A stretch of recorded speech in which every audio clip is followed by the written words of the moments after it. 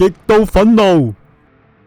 是咁的，而家係凌晨4點鐘，我對眼紅撚到寫輪眼咁，成晚冇瞓過。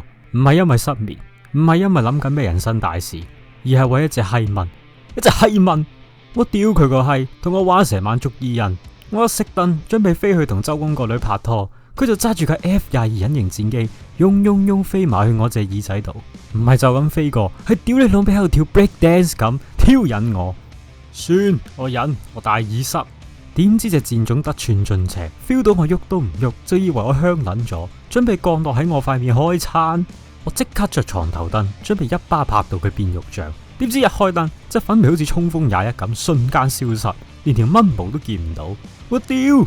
我揾，我成間房反轉咁揾，窗簾後邊、床下底、天花板，揾到我好似名偵探嘟男咁，但係條撚樣就係唔見咗。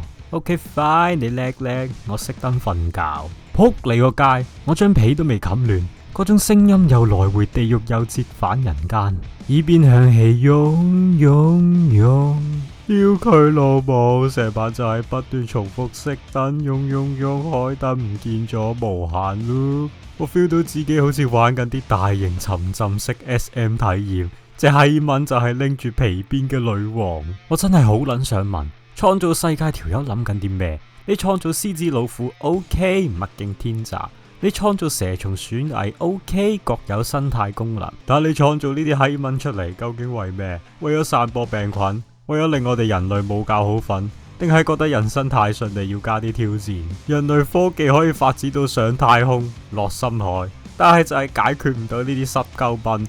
根本阻礙人類文明進步最大嘅敵人就係蚊。完。